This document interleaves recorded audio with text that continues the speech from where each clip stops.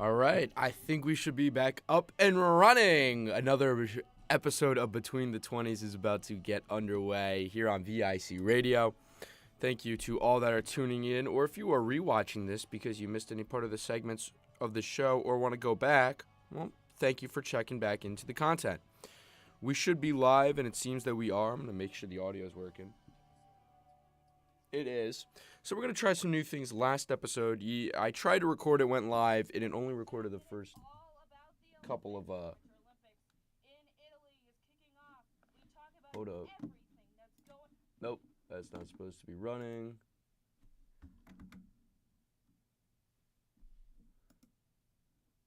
Oh, that's not supposed to be. That's not good. Just gonna run that. Why is there no...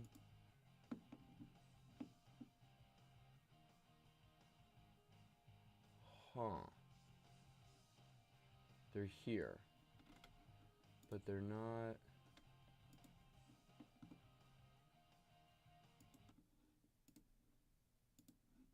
Okay.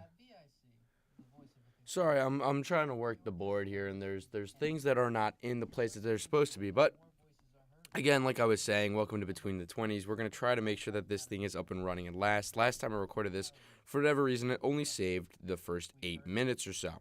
So we're gonna try it again and try some new things and do better this time around. But I hope you are all having a great and fantastic morning as we get ready for this episode of Between the 20s. It's going to be a good one. There's a lot of great content to talk about. We got some new hirees for the Jets and Giants that we're going to get into. And, of course, I'm going to break all this down when I open up the actual shows. You can see right here at the clock, about 30 seconds or so. But we're gonna get after it really soon and shortly. So this is all up and running. Throw this headset on because this is patched into the...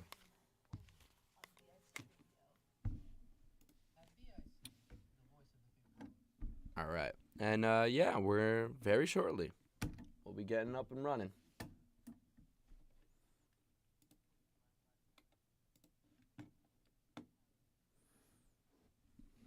Here we go.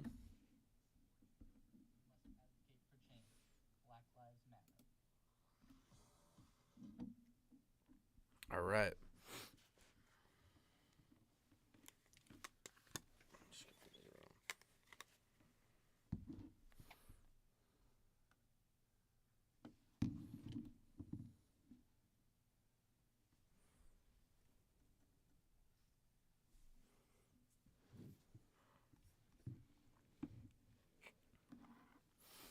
And here we go. And good morning, everybody. Welcome to another episode of Between the 20s with me, Max Raymond. Woo! It is a chilly morning here on the South Hill. -7 degrees. It was -2 yesterday with a feels like of -25. The wind was going crazy. This morning, a little bit less wind, so it doesn't feel as cold, but it is still really, really cold. Woo. But nothing's going to stop me from getting down to the studio and recording another amazing episode of Between the 20s. In case you don't know, or if it's your first time listening in, Between the 20s is a all football, all the time show recorded every single Sunday from 8 to 9, or mostly recorded Sunday 8 to 9 if I can get in the studio, which I was able to today. And it is, today's a great episode. It is Super Bowl Sunday. Super Bowl Sunday, and we're going to get into the Super Bowl and all of that, plus so much more. But first, we've got some new hirees for two of the New York teams, and we're going to start with that. First, the Jets. They've hired their new offensive coordinator, Frank Reich. Frank Reich, he was the head coach of the Colts from 2018 to 22. Then he was the Panthers head coach in 2023. Last year, he was the interim head coach for Stanford. So he's a very knowledgeable and experienced head coach, and I think he's a solid fit for the Jets and what they're trying to do, that is righting the ship. The Jets' offense was, well, everywhere last year, except for the end zone. And I believe that his experience, Frank Reich that is going to be really crucial and great when it comes to cultivating a young quarterback, especially should they draft one this year or even next year should they like how he works. So I think that this is a solid hiring for the Jets. I don't think that this is the greatest end-all be-all that they could have done necessarily, but I think that this is, for where the Jets are and the fact that they are fully committing to a total rebuild, this is a great position to be in. Now, of course, what they do from here, do they draft the quarterback, and is this their QB's OC of the future? Do they wait till next year and they see what they can do with this offense? There's a lot of question marks, certainly there. But I think that this is, again, the Jets continuing to take another step in the right direction. Another team hired a new offensive coordinator, and that was the New York Giants. They hired Matt Nagy. Matt Nagy's career in the NFL, he was the offensive coordinator with the Chiefs in 2017, left to become the Bears head coach in 2018 to 21. He had a record of 34-31 with the Bears. Then became OC for Kansas City again in 2023 until 2025, and now he's the OC for the Giants. He's an experienced guy, knows the ball, and has big wins as OC. The thing with Matt Nagy here is, when you look back at last season and the last couple of seasons that he's been a head coach, he's had Patrick Mahomes. The guy that he is going to be building an offense around now is a little bit more similar, I'd say, to Lamar than Mahomes. If you want to make comparisons, although I definitely am not saying that Jackson Dart has shown any sort of signs to be equaling of their level, I think that if we want to make comparisons, he's a bit more scrambling than Mahomes is. And again, I know a lot of people are going to say that, oh, this Chiefs offense fell apart last year. Well, let's not forget Mahomes got hurt. Let's not forget that basically almost their entire offensive line left. So that's the job of the general manager to build a better team. The running backs underperformed immensely. The receivers were either injured or suspended almost all year. And plus their tight end is aging Travis Kelce, who's not who he used to be. So I think this is a great hiring for the New York Giants, is what I'm getting at. I think that this was a great move, a great decision for the New York Giants, and one that is going to prove to be, well, good. Very positive. I'm happy. I think the Giants so far have made great moves. They brought in Harbaugh, which is a locker room guy, which they need. They need someone to come in and grab this raging bull that is already destroyed the China shop, that is the Giants locker room, and just kind of be a matador and steer it in the right direction. And that's what I think Harbaugh will do. Not can do. I think that's what he will do. It's just a matter of, will the Giants then, the general manager that is, be able to continue to give Harbaugh the pieces that he needs to lead this team to a Super Bowl. Again, he's a locker room presence guy, but everything's going to kind of come down to his OC and DC when it comes to really running the on-field. Because he's not a play caller, which is fine. I think the Giants definitely have the pieces, and I'm going to get into this a little more, so I'm going to cut it short to what it is now, which is Matt Nagy, offensive coach hiring, great. And I'm going to cut it to that, and I'm going to save everything else. I'm going to leave this on the cliffhanger, and I'm going to save it for future episodes. For now, though, let's get into my reactions to the NFL honors and the awards, the main headlining awards. That is the MVP, the Defensive and Offensive Players of the Year, and then the Defensive and Offensive Rookies of the Year. Of course, Comeback Player of the Year is another award. Coach of the Year, Comeback Player of the Year went to Christian McCaffrey. Kind of felt obvious. But let's stick to these awards. And I'm going to open with the MVP. The MVP of the 25-26 NFL season was Matthew Stafford. So I had done predictions last week of what I thought was going to happen, and I was wrong on that one. I thought it was going to be Drake May. Stafford, 4,707 passing yards, 46 touchdowns. He had a touchdown-to-interception ratio of 5.8. That is 5 touchdowns, almost 6 touchdowns to his 1 interception. He had 313 more passing yards and 15 more passing touchdowns than runner-up Drake May. I'd gone with Drake May just because I thought the NFL would pick the highly talented, rising, up-and-coming star. But I can also see that many voters were like, let's go with the veteran who's nearing the end of his career, and let's just let him have it, as I think both of them were duly deserving. I think you really could not have gone wrong with the two of them for MVP. They really both had incredible seasons. I also felt that Stafford was a little aided by his receiving core, which Drake May didn't have, but I'm going to talk about Drake May's staff when we get to our Super Bowl preview. But I truly think that Stafford, congratulations, duly deserved. He had what was an incredible season. Next, we're going to move on to the Defensive Player of the Year. The Defensive Player of the Year, I got that right in my prediction. It's Myles Garrett. And come on, there's not a single other defensive player that earned this award than the guy that set a new bar for edge rushers, having set a new single-season sack record. That is 23 sacks. Also making plays with tackles and TFLs and just running around rabid all over the field.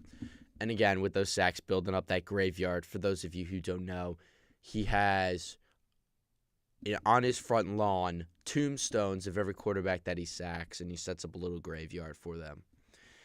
Really, really funny. Offensive Player of the Year, I also predicted that one correctly. I guessed Jackson Smith-Njigba, and he won it, and duly deserved as well. First in the NFL for receiving yards with 1,793, also recorded 119 receptions and 10 touchdowns.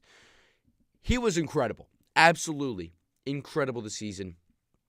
The wide receiver out of Ohio State, Jackson Smith-Njigba, continuing to prove that Ohio State right now is wide receiver university as they're pumping out incredible talent. But back to Smith-Njigba,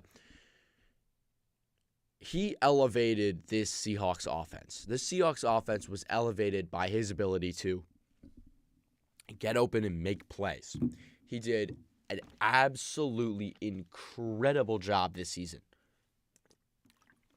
of just finding ways to get open. Plain and simple. He found ways to get open and to operate within this system and to basically make Sam Darnold's job just a bit easier. Especially with this Seahawks team that had a hit-and-miss run game. And with the great defense that they had, it was so incredible for them to be able to move the ball. And crucial for them to be able to move the ball and put up points so that the defensive effort didn't go to waste. Just a great job this season by Jackson Smith-Njigba. Offensive Rookie of the Year, that was Teteroa McMillan.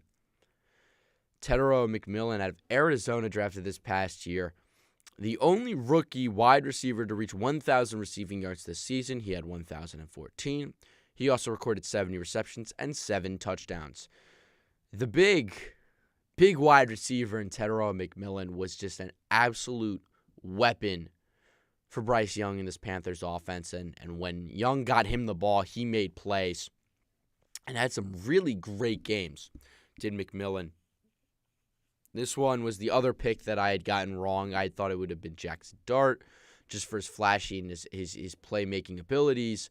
Of course, the quarterback position, and I know how much the NFL honors and awards love to favor that position. And finally, because of Jackson Dart being able to make plays with probably one of the weaker, if not the weakest, wide receiver room in the league, after Malik Neighbors got hurt in his debut start, and Darius Slayton continuing to drop wide open passes. Anyways, let's move on to the final award, the Defensive Rookie of the Year. That went to Carson Schlesinger.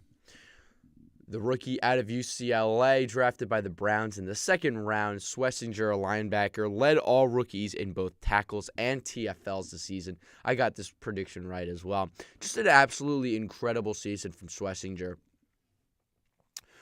And this Browns defense is filthy, having won both the Defensive Player of the Year and Defensive Rookie of the Year. This Browns defense has genuinely the upside of a playoff contending defense. I mean, I think they are already there as a playoff contending defense. But they could just be so incredibly good. And the only real downside for it is that they're on the field longer than any other defense in the league. And it's not because they can't get stops. No, it's because their offense can't produce anything. So they could get a 3 and out, but their offense is just going to go 3 and out. And so they're immediately right back on the field. And so again, because of that, they can get tired, and so down late in games, they can give up some points, and so the numbers can get skewed. But really, this defense is truly top-end, cream-of-the-crop defense, and they've done a great job with it. And it can only really get better. We talk about guys like Mason Graham, who they had taken 5th overall last year out of Michigan, and how he can even improve as a defensive tackle. And then again, in this year's draft, they could be able to make some picks, although I think especially early in the first round, they're going to go towards the offense, drafting some wide receivers and offensive tackles. But man, Schlesinger, Myles Garrett, this Browns defense is starting to look good. All right. That's enough of the NFL honors. Let's get into the real business, and that is talking about how brutal the NFL Pro Bowl / All-Star Game / dumpster fire / whatever you want to call it really was. Just want to take a second and talk about my take on All-Star games in general, but especially the Pro Bowl, which really feels like it feels like the worst one of them all. It does. It feels like it's poor publicity. It's on a random Tuesday. Doesn't really feel like it gets the hype. They're playing flag football, which kind of just seems like a joke. Nobody really seemed to know the rules. The commentating wasn't the best. And it was just bland. And I think that you've really got to up your game and really make it special. And I think another thing that really didn't work out is the skills competition not being televised. I think the skills competition is one of, if not the best part. Honestly, it used to be for me, the best part was watching these NFL players run around almost like kids trying to complete these obstacle courses and other random little challenges. Like the kicker tic-tac-toe was the best. Loved that. The dodgeball game was the best. The gridiron gauntlet, where they would have to run around and complete all these silly little challenges. The precision passing, where you got to knock out targets if you're a quarterback. Or the best hands, where you've got to stand on these dots and make a one-hand catch, an over-the-shoulder catch, a regular catch, a diving catch to finish it off. It was just the best. It was just a lot of fun. And, none of that was televised. And I guess it happened, but nobody really saw it. And then you get to the flag football game, and it was just kind of lame. And it's just kind of like the real problem with all-star games across a lot of leagues, but especially with the NFL, is that it used to be great when there was no TV coverage or very, very little TV coverage. When you could only watch the games in your areas. And if a guy like Sam Darnold or Matthew Stafford, or even Sam Darnold that's on the West Coast, doesn't come over to the East Coast and play a team like the Giants or the Jets, then as a Giant or Jet fan, you don't get to see them. You don't get to see the great wide receivers of Puka Nacua. If the Lions don't come to the East Coast, you used to not be able to watch guys like Amon St. Brown go out and ball, or Jackson Smith and Jigba go out and ball. And so because of that, the All-Star Game was great, because that was your chance to go out and see all these great players. And it's the same across all sports. When you look at even in the NBA, if you were on the East Coast and LeBron James was playing with the Lakers, unless he came to play the Knicks, you didn't get to see LeBron James get to play. But then all of a sudden, the All-Star Game's on, and it's always televised, and you'd be able to watch it. And so because of that, that's what made the All-Star Game great. And now, because of all this media, mass media, streaming, red zone, you get to see these guys any given Sunday. And so it's less like, oh my God, look, there's the greatest player ever right now, Myles Garrett. It's like, yeah, I've seen him play all year. Like, he's great.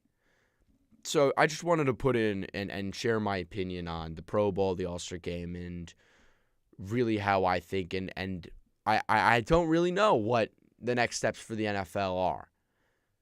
I think that maybe you do make it like a nationalities thing, because they are trying to do, I think one of the reasons why they're trying to do the flag football is they're trying to get geared up for the Olympics, So maybe you do make it a nationalities thing where everybody represents where they're from. Maybe that, like, maybe it's not, because they're from there, but maybe it's like heritage thing. I don't really know. But you've got to come up with something new and something different, and you've got to shake it up a little bit. But what I do think they have to do is they must go back to Hawaii, where the Pro Bowl used to always be held. It just was so much more special there. And I think they also need to put in a lot more effort when creating these Pro Bowl shirts, jerseys, whatever. Make it look better. Just do better with it. All right, enough of that. Let's get into the Super Bowl. Super Bowl breakdown. It's going to be between the Seahawks and the Patriots. The last time these two teams faced off in the Super Bowl. Seahawks fans, close your ears. It was Malcolm Butler on the goal line getting an interception to win it for the Patriots, when all the Seahawks had to do was hand it off to the greatest running back of the time and one of the best all-time running backs in Marshawn Lynch. Yes, the Seahawks had the ball on the 2-yard line with Marshawn Lynch, and they did not run the ball. Now, for those of you who may not know who Marshawn Lynch is, just go online and look up his highlight reel, and you'll probably stumble across the game against the Saints where he broke a tackle attempted by every player on that Saints defense seemingly, and still seemed to score some 50-plus yard touchdown run. You will see clips of Marshawn Lynch throwing human beings across the field like they are nothing, like they are the same weight equal to air. Marshawn Lynch is a demon, and yet they decided to throw the ball to Russell Wilson. And the result of the play was an interception and a Patriots win. So now the Seahawks, this new Seahawks team, with a new seemingly revamped brand of the defense, this absolute dominant defense. I'm trying to come up with a new name for it, but I cannot. I still do not have a new name for this new defense. But again, absolutely lethal. And we'll start with the offense and Sam Darnold, too. Throughout these playoffs, he sustained a left oblique injury. We'll start with this. During a non-contact practice before his first playoff game of the season against the 49ers. Recent news is that Sam Darnold, now with 13 days off, should be good to go. And recent news is that he has been set good to go, as Wednesday he practiced in full. So Sam Darnold is now and believed to be free of this oblique injury. So for Seahawks fans, you can rest a little bit easier knowing that Sam Darnold should be at 100% for the biggest game of the season. In other news, we've got the running back situation. Zach Charbonnet, the running back, the Seahawks are a running back too, got injured early in the 49ers game. So when it comes down to the running game, it is going to be basically all Kenneth Walker, or K9. That is because he wears number 9. K9, this playoffs, 116 rushing yards. Against the Niners, he had 116 rushing yards, 145 all-purpose yards, 3 rushing touchdowns. Against the Rams, 62 rushing yards, 111 all-purpose yards, and 1 rushing touchdown. He's been able to step up and make some plays, and he's looked good this season. But this running back system is really built around 2 guys. But when you look at the guys that have been getting other action, you've got Velus Jones Jr., who saw 6 carries for 10 yards against the Niners, and George Holani, who had 3 carries for 4 yards. He also had 3 receptions on 4 targets for another 27 yards against the Rams. So Holani's getting a little bit of action, but there's really no other guy. So this is all Kenneth Walker all the way through this one. So for Seahawks fans, it's just going to be a whole ton of Kenneth Walker. Now let's get into the true heart of this offense, and that's the pass catchers. The Seahawks have done an incredible job of building this offense this year, going all in to win. They saw what their defense can be. They knew what they needed to get offensively, and that's what they did. They have Jackson Smith and Jigba, one of the best wide receiver right now in the league. And then what did they do this offseason? They added Cooper Kupp, a veteran receiver who had won the Super Bowl in 2022 with the Rams. Then at the deadline, they go out and they add the speed threat in Rashid Shaheed. He had a kick return. He's had 1 big play so far in both playoff games that have really made a difference. Like, truly, you could say at the end of the day, without him, these 2 plays don't happen, and this game could end very differently. For the 49ers game, it was that kickoff return. Now, I understand. Some may say, oh, wow, the Seahawks defense just clobbered them. Maybe things would have gone different. But truly, at the end of the day, the momentum that the Seahawks grasp, the noise that was all of a sudden being made by the Seahawks fans due to the hype and the energy of taking the first play, the opening kickoff, all the way back for a touchdown, truly turned the game on its head. And I don't know if had that touchdown happened like that, it would have been as dominant of a win. I still think the Seahawks win, but maybe not as dominant. And then, of course, you look at the Rams game where he had the opening drive 51-yard touchdown catch that then set up a rushing touchdown from Kenneth Walker and really turned this game on its head. Other guys, though, that have had one catch this postseason, Jake Bobo, Eric Saubert, and A.J. Barner, all three of those, two of those tight ends and a wide receiver. So they've got some further depth down the line, and they do use Kenneth Walker a lot in the pass game, too. So definitely plenty of receiving options for Sam Darnold. You can't really say the same about Drake May. We'll get into that when I go and break down the Patriots. But this offense for the Seahawks is lethal. They can go out, they can run it up. When we look at the offensive stats, they're third in points per game with 28.4, eighth in passing yards this season with 228, 10th in rushing yards per game. So that was the weakness. So for the Patriots, they're going to want to target this running game and completely suffocate it. They averaged 123 rushing yards per game. They're seventh in total touchdowns with 52, fourth in yards per play with 5.9, which is incredible. That if you're averaging basically 6 yards per play, you're getting a first down every other play. It's just insane. It's just insane. So simply a really nice, high-powered offense. And for the defense, well, we know what it is. First, for injury news, the rookie sensation out of South Carolina, Nick Emanwari, he suffered a low ankle sprain Wednesday during practice. He is still expected to play, although there has been some footage leaked of him returning to the hotel and limping a little bit.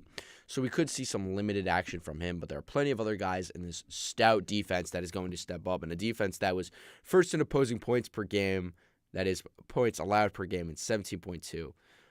Passing yards allowed per game, they were 10th with 193, but they were third in rushing yards allowed per game with 91. Second in touchdowns allowed with 31, and seventh in sacks with 47.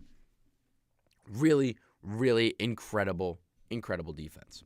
All right, before we get into the Patriots, we're going to take a quick little break here on Between the 20s. More coverage of what's to come this Super Bowl Sunday after we take a short little break. We'll be right back.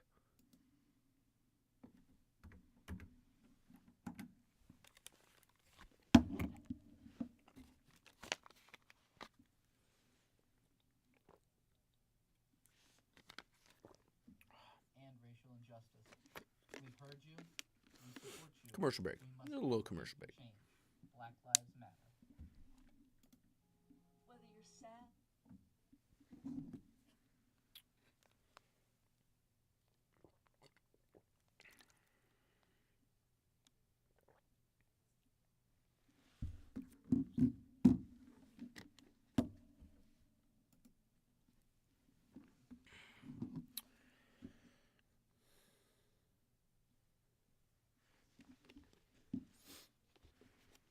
All right, I'm going to run one more and then we'll come back in.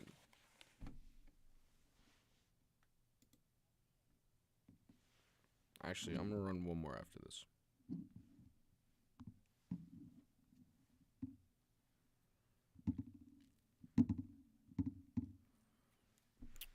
I'm going to run one more after this.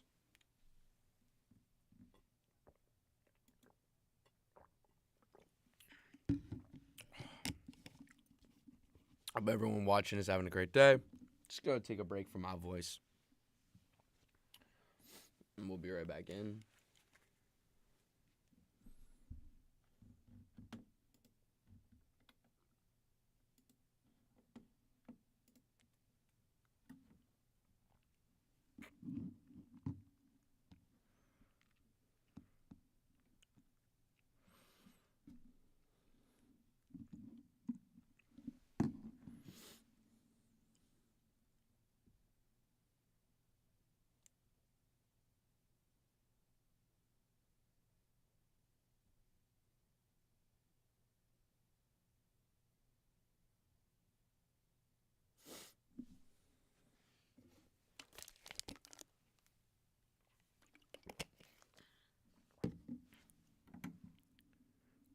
Welcome back to Between the 20s with me, Max Raymond.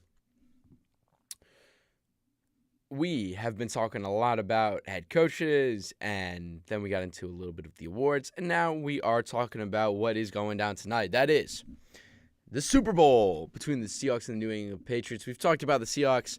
Now let's talk about the Patriots before we compare the two teams, and I give you my predictions and my picks for what I think will happen. The New England Patriots. When we look over at the Patriots, Drake May had been thought to be injured, a potential right shoulder injury. He also returned as a full practice participant on Wednesday. So that is big news for the MVP runner-up and a lot of the Patriots fans out there. When we look over at their running back situation, it is it's a tale of two heads. The first 5 games this season, they faced the Raiders, the Dolphins, the Steelers, the Panthers, and the Bills. Okay? Across those first 5 games, they averaged 95.2 rushing yards. 95.2. In their last 5 games, they faced the Giants, the Bills, the Ravens, the Jets, and the Dolphins. So 2 similar teams, plus the Ravens, which is a better run defense than the Panthers. The Jets, not as good, but the Giants are a bit better. And even still, the numbers don't lie. The first 5 games of the season, the Patriots averaged 95.2 rushing yards per game. The last 5 games, the Patriots averaged 168.4. That's a difference of 73 yards. First time versus the Bills, they had 71 rushing yards. Second time, 246. First time against the Dolphins, the Patriots ran for 122 yards. Second time, 243. Through the 3 playoff games, they've ran for 146, 105, and 141. This New England team has fixed their running game.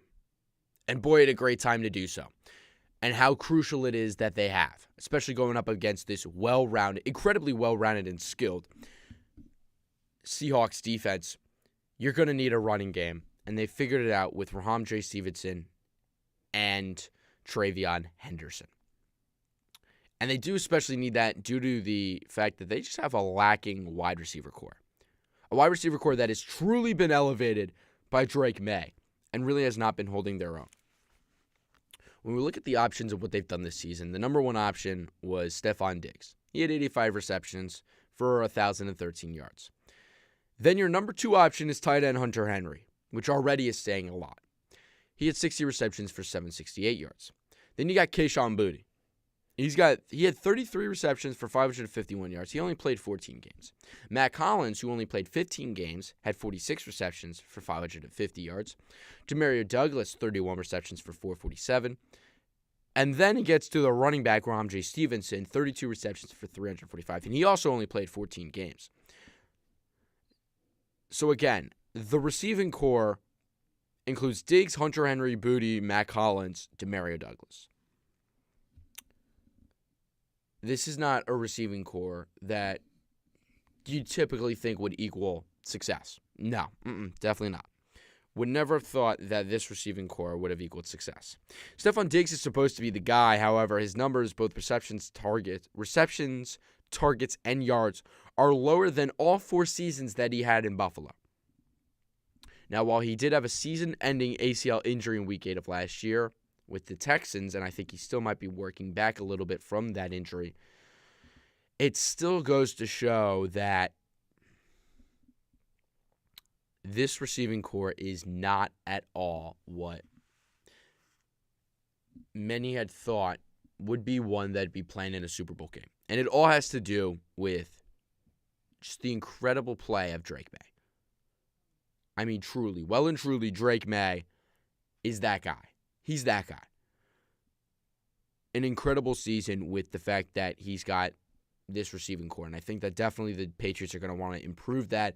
And they will. There's plenty of great receivers in this draft class. And looking at the time, we're going to have some time to do a little draft talk, which I'm excited for because I love talking about the draft. So I'm always going to budget a little time to do some draft talk. That is my favorite time of the season. So stay tuned for the incredible and amazing draft content that is to come, both here on VIC Radio and on my YouTube channel, which we are live on right now, Max's Mic on YouTube. But so back to the Patriots. When we look at their offensive line, rookie Will Campbell out of LSU, the headliner, biggest name really on this O-line just because, again, he's the rookie just drafted. Not the best. Really not the best offensive line. And Drake May's definitely made him seem, but May was sacked 47 times this season. Ironically, equal to the same number of sacks that the Seahawks have. That was Drake May, fourth most sacked quarterback in the NFL. The three ahead of him, Geno Smith, Cam Ward, Justin Herbert. Probably the three worst offensive lines. Now, Herbert and the Chargers is more because of injury than anything else. But the Raiders, easily the worst offensive line. And Ashton Genty, if you get him on a team with a good offensive line, and I mean even just good offensive line, he's going to go nuclear. So I hope that for his sake and his career numbers and all of that, he does get to experience being around a good offensive line. Cam Ward, again, just another weak O-line. The Titans a weak team. So incredible that you've got, again, Super Bowl contender, and just behind Drake May for most sacked quarterbacks was Jacoby Brissett, who played like half the season. So that goes to show how weak the Cardinals' O-line was, and also the fact that they threw the ball like 90% of the plays. But again, this O-line is going to have to step up if they're going to want to compete in this game. It is a must. It is a non-negotiable. You have to improve, and you have to be able to find a way to protect Drake May. You have to be able to find a way to create holes and opportunities and lanes for your running back to run through. This is going to be a gritty dogfight of a game. And I'm going to break down the numbers, season numbers for the Patriots real quick, and then I'm going to get into the game truly. Offensively, second in points per game with 28, fourth in passing yards with 250, sixth in rushing yards with 128, third in touchdowns 58, and first in yards per play with 6.2. Again, they're getting a first down every other play. Incredible, and I think that is duly to the incredible work of Drake May. Defensively, fourth in points allowed per game with 18.8, ninth in passing yards allowed with 193, sixth in rushing yards allowed with 101, and 22nd in sacks with 35. So your quarterback's getting sacked a lot. Your D-line isn't getting sacks. This Patriots defense has been good. Again, fourth in points allowed. But a lot of that has to do with just the offense being able to control the ball a lot and make plays and sustain drives. The defense is still a serious work in progress. They definitely need some aid in the defensive line when it comes to just getting pass rush and pressure on opposing quarterbacks. But let's now truly dig into this game and what I think it can turn into. It's going to be a dogfight. It is going to be a true battle to the finish. I mean, it is going to be pure grit and might that'll win this game. That's what it's going to take. No flower, no flavor, no pizzazz. Not going to be the same that it was last year with the Eagles just dominating the Chiefs. No. This is going to be a tightly contested game. Before I even get into who I think is going to win, what I think is going to happen is I think the Seahawks are going to pull away early. And I think it's going to come down to, can Drake May rally his offense? Well, first, can Drake May put up the scoring and be able to put up points against this Seahawks defense? That is first and foremost the must. And I understand that when it comes to playoff time, it is almost a guarantee that you go for it on fourth down. But I think the Patriots need points no matter what. A must. I think, especially early on in this game, that if you're New England, first half, honestly, and you're in field goal range, kick it. That's how desperate I think the Patriots are going to have to be for points in this game. If you can even get into field goal range against this Seahawks defense. When it comes to the Seahawks, it's operate your game. I think that they've got to find a way to get this running game going, to open up the passing, Cooper Kupp and Raheed Shaheed are going to have to find ways to get open, because I think that JSN is going to be double teamed this entire game. And while I think he'll still get 7 receptions for probably 100 yards and at least a touchdown, you're going to need, again, some more supporting cast. I know these two teams have great defenses, and I know that the Patriots have played in some relatively low-scoring games, but I think this game is going to trend a little higher, especially if New England kicks field goals when they're in range and makes them, obviously. I think this game could go a little higher scoring, but the scoring is going to come in bursts. They're going to be bursts. It's going to be 10 minutes of nothing, and then you'll get 7 minutes in which each team puts up double-digit points. They put up like a touchdown and field goal, 3-4 field goals. It's just going to be like trading back and forth scores, and then it's going to settle down for nothing. And then there's going to be a lot of scoring. And then it's going to settle down for nothing. And then maybe it'll spike again at the end of the game. I think it's going to be a roller coaster, as it really should be. I don't think that any team is ever going to have a confident grasp to the point where it'll be clear who's going to win it. I think that my belief is that the Seahawks are going to have a lead, and they're going to seemingly on paper control the majority of this game, but it's not going to feel like that. No, I don't think it's going to feel like that. This is going to be a great game. I really believe so. I really believe that us as NFL fans have been blessed with what is going to be a great game. With the way that these two offenses run, with the storylines and the headlines and the Sam Darnold career revival, now that he has actually a team around him, taking on the new New England Patriots under Mike Vrabel, who could be the next dynasty coach. And no, I'm not comparing Vrabel to Belichick. I am saying dynasty coach as in we had the Belichick dynasty into the Andy Reid dynasty into what's next. Could there be another dynasty? I think potentially there could be, and it could be the Vrabel Patriots with Drake May at a UNC, and, you know, the whole, oh, you don't draft a quarterback from a basketball school. Well, you know what? I guess Duke must be a better basketball school, because UNC, they produced an incredibly good quarterback. Now, I know I might have just started a lot of fights, and I know a lot of people might have just turned off my show because they might be UNC fans and not like Duke and not like that comment, but you know what? I said it. And this is a football show. So any comments about basketball should be taken as a joke, as this is a football show. So I've not done my research and not done my prep to be able to defend that argument. Anyways, back to this game.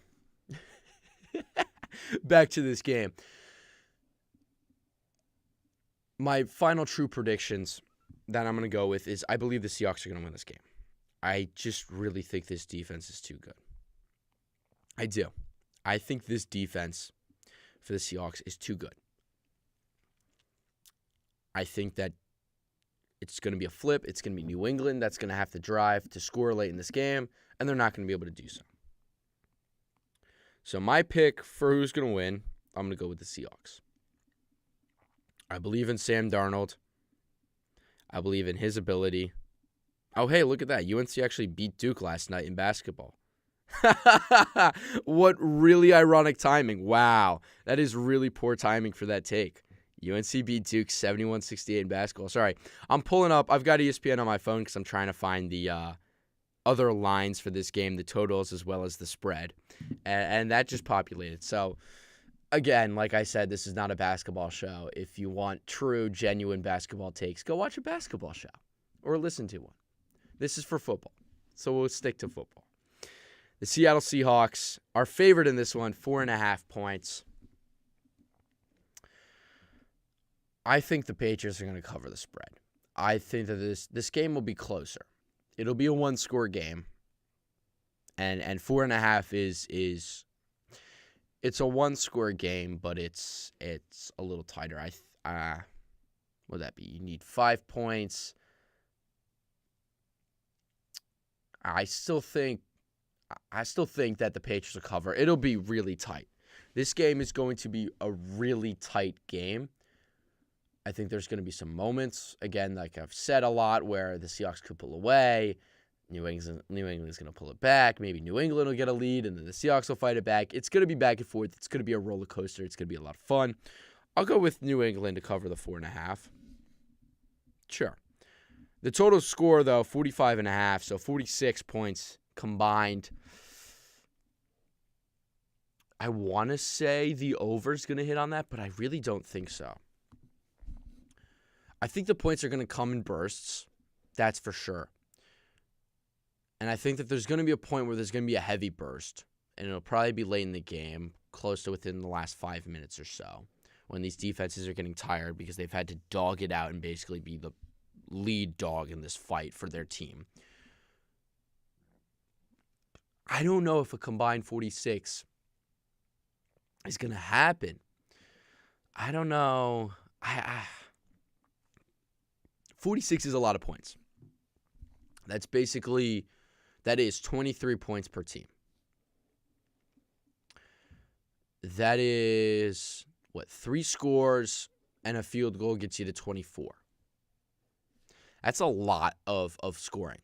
And the way that these two defenses are playing, I just don't think that that'll happen. So I'll go with the under on the 45.5 total points if I were to be a betting man. If I were a betting man,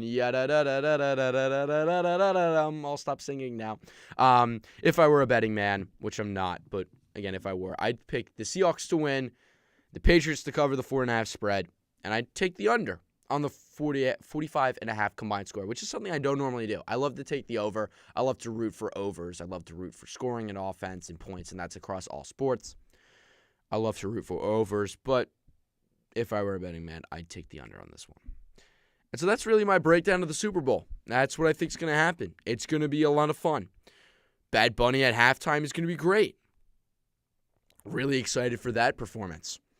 He won Album of the Year this year. Won some great award. He's a great artist. It's going to be an incredible performance. It's going to be different from last year, certainly. The music's going to be different. It's going to be loose. It's going to be fun. I think it's going to be colorful. It's going to be great. So certainly stay tuned for that halftime show performance. You're not going to want to miss it. It is going to be an absolute grand old time. And I definitely think that it's going to be a lot more widely appealing than Kendrick Lamar was. Kendrick Lamar, especially his performance, but I think as an artist in the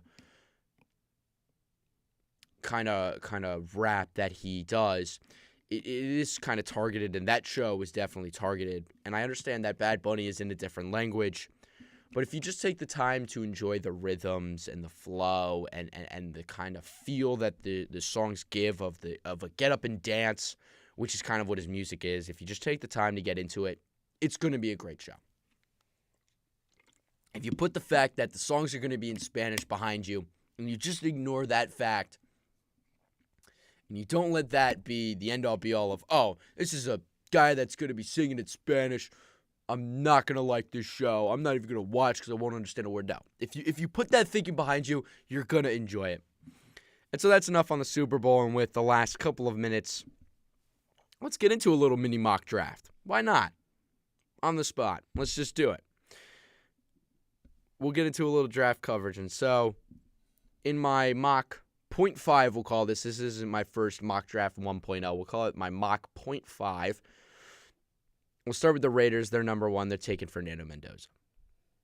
Now let's get into the Jets. And I'm going to skip through some picks to make sure I talk about the Bills. Let's get to the Jets. Right now, I think the Jets are going to take linebacker / edge rusher Arvell Reese.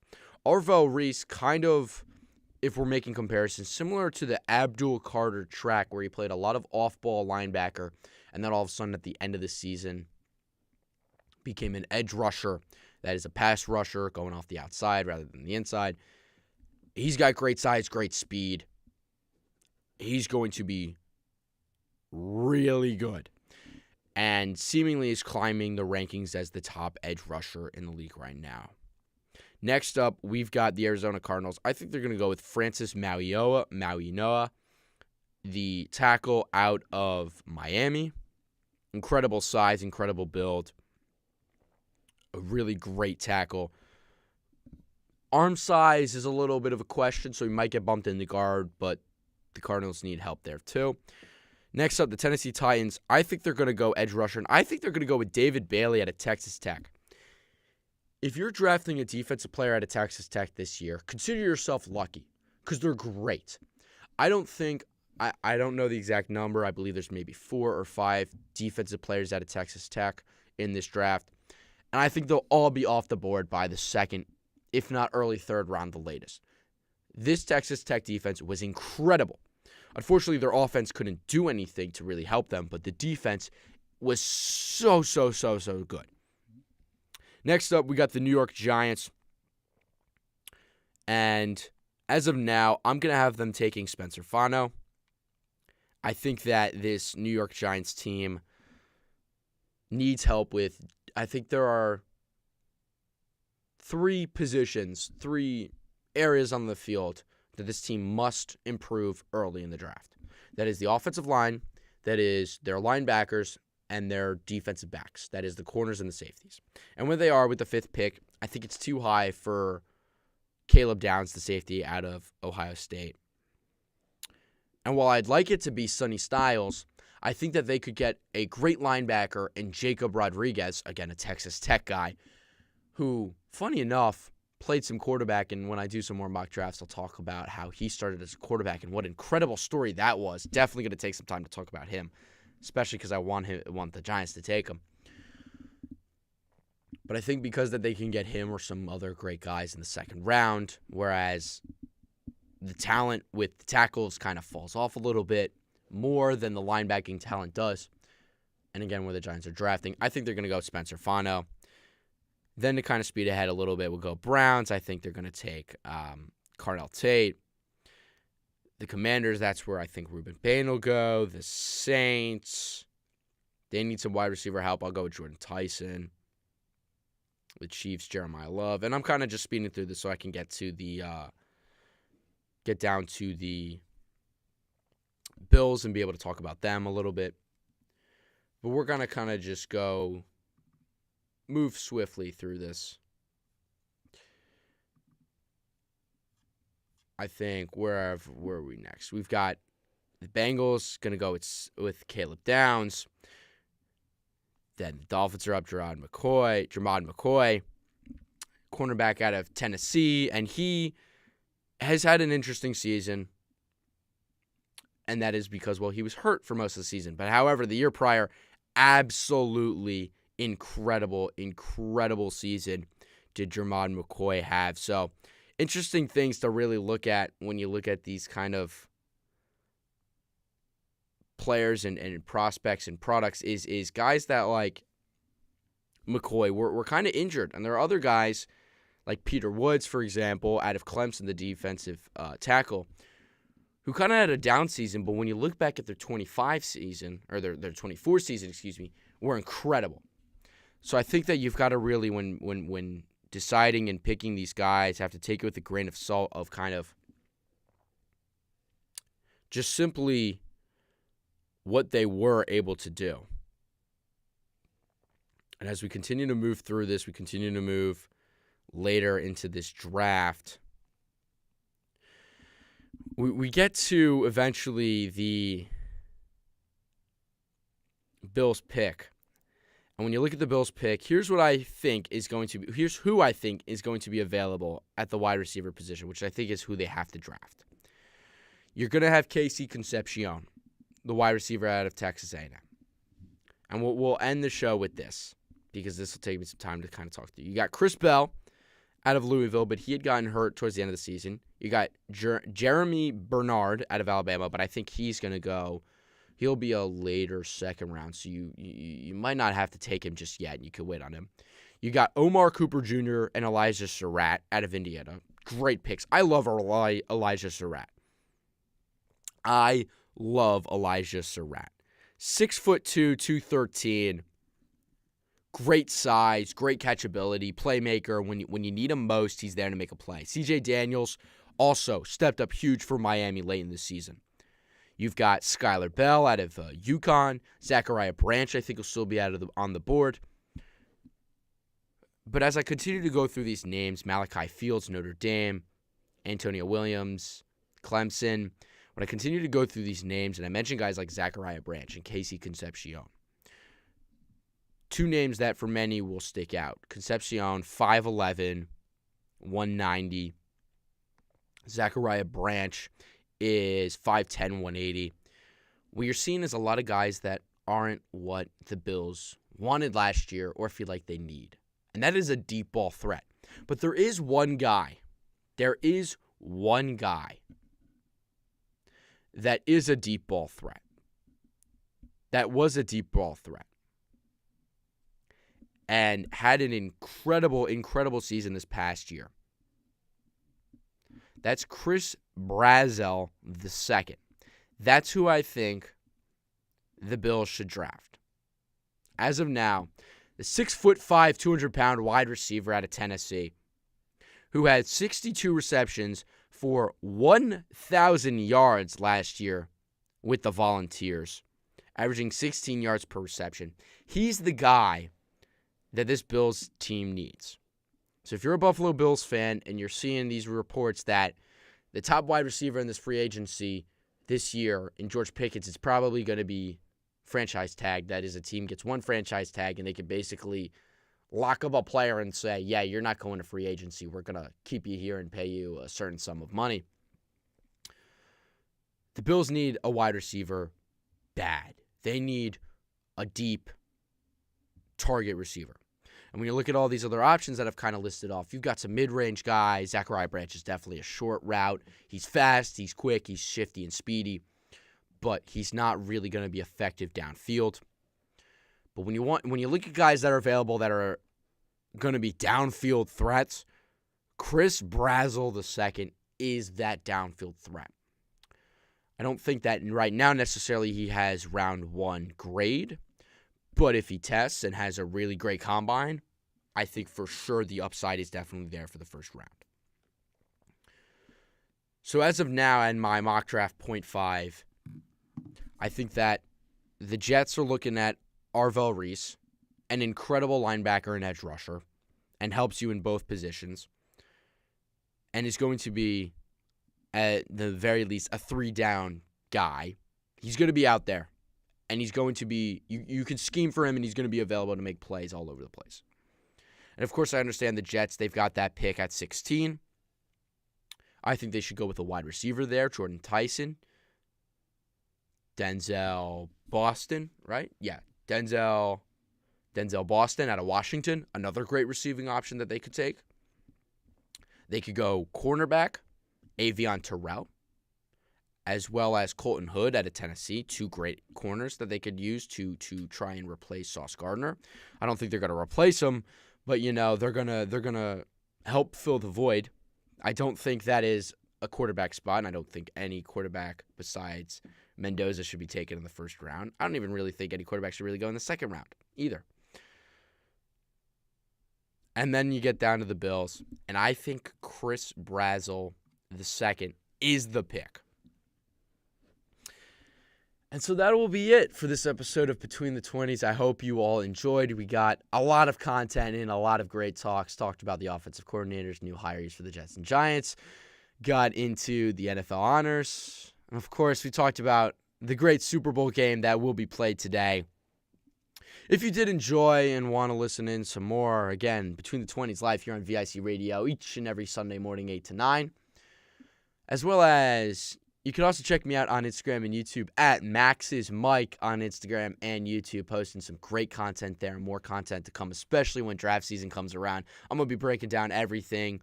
Might even do a little bit of some live content watching the Combine. We'll see if that's an opportunity that I can do. But nonetheless, I hope you all enjoyed this episode. I hope you are all excited for the Super Bowl and have a great night out. Enjoy the game. Enjoy the halftime show. Take care and goodbye.